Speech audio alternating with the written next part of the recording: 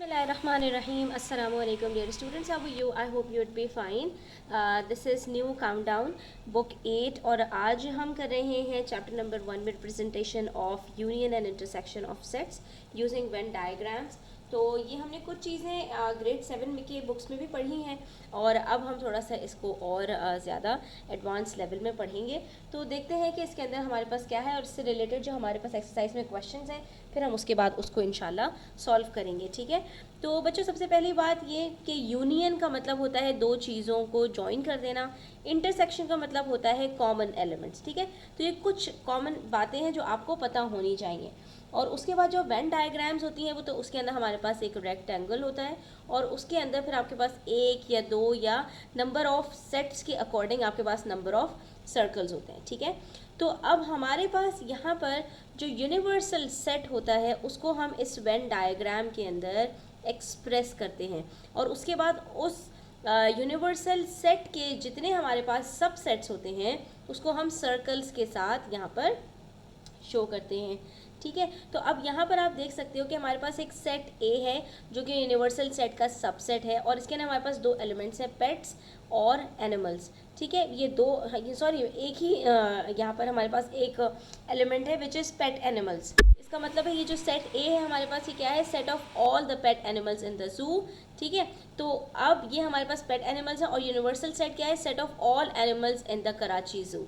ठीक है, तो ये हमारे पास है set of pet animals in the zoo और यहाँ पर पेट एनिमल्स के अलावा जो हमारे पास वाइल्ड एनिमल्स होते हैं तो उसके अंदर वो यूनिवर्सल सेट है। यानी यूनिवर्सल सेट में हमारे पास ऑल टाइप्स ऑफ एनिमल्स हैं, पेट और वाइल्ड दोनों, और सेट ए जो उसका एक सब सेट है उसमें हमारे पास सिर्फ पेट एनिमल्स हैं। ठीक है, यहाँ पर एक और एग्जाम्पल से समझते हैं। अब आपसे कह रहे हैं यहाँ पर draw Venn diagrams for the following. Universal set है आपके पास x such that x belongs to n यानी नेचुरल नंबर्स। ठीक है, नेचुरल नंबर्स के अंदर हमारे पास कौन कौन से आते हैं, जो 1 से नंबर्स स्टार्ट होते हैं और x इज़ लेस देन 10 यानी हमारे पास ये जो यूनिवर्सल सेट है इसके अंदर ये 1 से स्टार्ट होगा और लेस देन 10 का मतलब है कि ये 9 तक जाएगा। तो इसके अंदर हमारे पास जो एलिमेंट्स हैं वो 1 2 3 4 5 6 7 8 9 तक। ठीक है, लेस देन 9 के अंदर हम 10 को इंक्लूड नहीं करेंगे। इसका जो सबसेट है ए उसमें हमारे पास क्या है, x such that x belongs to n, इसमें भी नेचुरल नंबर्स हैं तो इसकी लिमिट क्या है, x is an even number, इसके अंदर ऑड नंबर्स नहीं, यूनिवर्सल सेट में इवन एंड ऑड दोनों थे, और लेस देन 10 इसके अंदर 10 से छोटे सारे के सारे हमारे पास इवन नंबर्स हैं। तो हम यहाँ पर सेट ए के एलिमेंट्स लिख देंगे विच इज़ 2 4 6 8 और लेस देन 10 है तो इसके अंदर भी 10 नहीं आ सकता। और वैसे भी यूनिवर्सल सेट के अंदर जितने एलिमेंट्स होते हैं उसके सब सेट्स में वही एलिमेंट्स आ सकते हैं, उसके अलावा कोई और एलिमेंट नहीं आ सकता। ठीक है, तो ये हमारे पास एग्जाम्पल नंबर 1 है, इसकी हमें वेन डायग्राम बनानी है। तो हम यहाँ पर क्या करेंगे, बिल्कुल सेट ए को इसी तरह से बनाएंगे और इसके अंदर हम ये सारे एलिमेंट्स लिख देंगे 2 4 6 8 और उसके बाहर हम कौन से लिखेंगे, जो रेक्टेंगल के अंदर और सर्कल से बाहर, तो जो इसके अलावा हैं 1 3 5 7 और 9 इसको हम यहाँ पर इस पोर्शन में लिखेंगे, सर्कल के अंदर सिर्फ 2 4 6 8 लिखेंगे। ठीक है, इसी तरह से क्या और एग्जाम्पल देखें तो यूनिवर्सल सेट में 1 2 3 4 5 6 7 8 9 है। ठीक है, सेम वही एलिमेंट्स जो कि यहाँ पर थे यूनिवर्सल सेट में। फ़र्क क्या है कि यहाँ पर जो सेट ए है उसके अंदर एलिमेंट्स 2 3 4 5 6 है और बी के अंदर हमारे पास जो एलिमेंट्स है वो 5 6 7 8 9 है। तो सबसे पहले हम यहाँ पर सेट ए और सेट बी को ओवरलैपिंग सेट्स बनाएंगे। ओवरलैपिंग का मतलब कि इसके अंदर कुछ एलिमेंट्स इसके बीच में आएंगे जो कि सेट ए और सेट बी दोनों में होंगे। ठीक है, तो सबसे पहले आइडेंटिफाई कर लेते हैं। 2 सिर्फ ए में है तो 2 यहाँ पर लिख देंगे, 3 सिर्फ ए में है तो 3 भी यहाँ पर लिख देंगे, 4 भी सिर्फ ए में है 4 भी यहाँ पर लिख देंगे, 5 तो 5 ए और बी दोनों में है। ठीक है, तो 5 हम यहाँ बीच में लिखेंगे, तो ये आ गया ए में भी और बी में भी। ठीक है, 6 भी दोनों में है तो 6 भी हम बीच में लिखेंगे। ये पोर्शन कहलाता है इंटरसेक्शन। ठीक है, 7 सिर्फ बी में है तो बी के कॉलम में लिखेंगे, 8 और 9 ये भी सिर्फ बी में है तो इसको हम यहाँ पर लिखेंगे। अच्छा, ये सारे एलिमेंट्स लिखने के बाद अब हमारे पास यहाँ पर यूनिवर्सल में कोई एलिमेंट बच रहा है तो देखो 1 2 3 4 5 6 7 8 नंबर्स हमने लिखे हैं और हमारे पास यूनिवर्सल सेट में 9 नंबर्स हैं, कोई एक मिसिंग है एंड दैट इज़ 1। तो अब जब हम यहाँ पर इसके लिए रेक्टेंगल बनाएंगे यहाँ पर यूनिवर्सल सेट का, तो यहाँ पर हम 1 बाहर लिख देंगे। ठीक है, इस तरह से हमने वेन डायग्राम्स को बनाना है। चलें जी, अब हम यहाँ पर एक्सरसाइज 1 के कुछ क्वेश्चन सॉल्व कर लेते हैं। तो क्वेश्चन नंबर 4 में हमसे कह रहे हैं list the members of the intersection of each pair of sets. तो दो सेट्स में इंटरसेक्शन क्या होता है, कॉमन एलिमेंट्स। तो यहाँ पर जब हम सेट नंबर 1 की बात करेंगे तो नंबर 1 में हमारे पास इंटरसेक्शन में कौन कौन से हैं, ए बी सी और बी। तो इन दोनों में बी कॉमन है, B will be the intersection of each pair of sets. इसके अंदर 2 4 6 8 1 2 3 4 5, तो 2 एंड 4 इन दोनों में मौजूद हैं। तो नंबर 2 में हमारे पास इंटरसेक्शन क्या है, 2, 4, ठीक है। The vowels in the English alphabet is A, E, I, O, U and the first 4 letters of the English alphabet. तो vowels कौन कौन से हैं, vowels में हमारे पास आ जाते हैं A, E, I, O, U, ठीक है। और फर्स्ट 4 लेटर्स कौन कौन से हैं, A, B, C, D। इनमें इंटरसेक्शन कौन सा है, सिर्फ और सिर्फ A। तो हमारे पास थर्ड में जो इंटरसेक्शन है that is element A only, ठीक है। फिर नंबर 4 में देखें C, A, T, D, O, G, यहाँ पर कोई एलिमेंट कॉमन नहीं है। ऐसे दो सेट्स जिसमें कोई कॉमन एलिमेंट्स ना हो वो डिसजॉइंट सेट्स कहलाते हैं। तो इसका इंटरसेक्शन हमेशा एम्प्टी होता है, ठीक है। इसका इंटरसेक्शन आप ऐसे बनाएंगे, चाहे आप ऐसे बना दें और चाहे आप नल सेट का जो सिंबल होता है वो बना दें, ठीक है। हाँ, लेकिन अगर आपने ये इस तरह से बनाया है तो इसके अंदर आप नल सेट नहीं लिख सकते, वो बिल्कुल गलत हो जाएगा, ठीक है। उसका मतलब क्या होगा कि इन दोनों के अंदर जो कॉमन एलिमेंट्स है वो नल सेट का सिंबल है, ठीक है। तो ये मिस्टेक आपने नहीं करनी। फिर पार्ट 5 में हम देखें तो 3 6 9 12 2 3 कॉमन है, 4 5 6 कॉमन है। तो हम यहाँ पर नंबर 5 में हमारे पास 3 and 6 are point of intersection. और यहाँ पर हमारे पास एक पहले सेट में सिर्फ O है और दूसरे सेट में सिर्फ E है।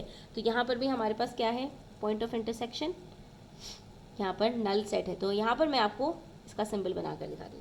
तो यहाँ पर इन दोनों का मतलब बिल्कुल सेम है। इसका मतलब भी एम्प्टी डिसजॉइंट सेट्स, इसका मतलब भी एम्प्टी डिसजॉइंट सेट्स, यानी इसके अंदर हमारे पास कोई पॉइंट ऑफ इंटरसेक्शन नहीं है, कोई कॉमन एलिमेंट्स नहीं है, ठीक है।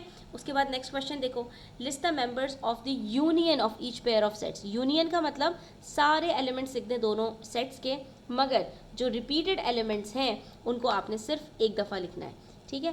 तो अब यहाँ पर हमारे पास पार्ट 1 में ACD और यहाँ पर ABCD, तो इसमें भी ACD है और इसमें भी ACD है और उसमें ACD के अलावा कोई और है भी नहीं। तो ये सारे एलिमेंट्स हमारे पास यहाँ पर आ जाएंगे, ठीक है, ABCD, ठीक है। अच्छा जी, उसके बाद पार्ट 2 में हमारे पास क्या है, 3 8 4 और नल सेट। तो याद रखो बच्चों, यहाँ पर मैं आपको एक बात बताती हूँ कि दो सेट्स का जब हम इंटरसेक्शन निकालते हैं जिसमें से एक सेट एम्प्टी हो तो उन दोनों का इंटरसेक्शन एम्प्टी सेट होता है। और जब दो सेट्स का हम यूनियन निकालते हैं जिसमें एक सेट एम्प्टी हो तो उसमें यूनियन जो नॉन एम्प्टी सेट होता है वो इन दोनों का यूनियन होता है, ठीक है। यानी जब हम इन दोनों के एलिमेंट्स को प्लस करेंगे तो हमारे पास यहाँ पर जो एलिमेंट्स आएंगे वो इस सेट के आएंगे विच इज़ 3 8 4। यूनियन में ये वाला सेट आएगा और अगर इन दोनों का इंटरसेक्शन निकालना हो तो उसमें नल सेट आएगा, ठीक है। पार्ट 3 में हम देखें तो इसके अंदर यूनियन में कौन कौन से हैं, 3 6 9 12। तो इसके अंदर भी देख लेते हैं 3 6 9 12 में से कोई एक है 2 4 6 8, ये सारे के सारे अलग हैं, सिर्फ 6 एक कॉमन है। तो 6 को हम एक दफ़ा लिखेंगे, बाकी सारे एलिमेंट्स को हम यहाँ पर अलग अलग लिखेंगे। कैसे, तो हम यहाँ पर असेंडिंग ऑर्डर में लिखते हैं। सबसे पहले 2, फिर 3, फिर 4, फिर 5 नहीं है, 6 एक दफ़ा है, फिर 7 नहीं है, 8 एक दफ़ा है, 9 है और 12 है। तो टोटल हमारे पास 8 एलिमेंट्स हैं, लेकिन क्योंकि 4 रिपीटेड है तो इसलिए जब हम इनका यूनियन लिखेंगे तो उसमें हमारे पास 7 एलिमेंट्स होंगे, क्योंकि 6 को हम सिर्फ एक दफ़ा लिखेंगे, ठीक है। अब चलें जी क्वेश्चन नंबर 6 कर लेते हैं। क्वेश्चन नंबर 6 थोड़ा सा लेंदी है क्योंकि इसके अंदर आपको सारे के सारे कॉन्सेप्ट समझाने हैं। तो अब यहाँ पर आपके पास क्या है, एक यूनिवर्सल सेट है और चार उसके सबसेट्स हैं, ए सेट बी, सेट सी, सेट डी। और अब आपने मेंबर्स लिखने हैं इन सारे सेट्स के, कहीं पर आपने यूनियन करना है, कहीं पर आपने इंटरसेक्शन करना है, ठीक है। तो अब हम इसको यहाँ पर सॉल्व करते हैं एक एक करके।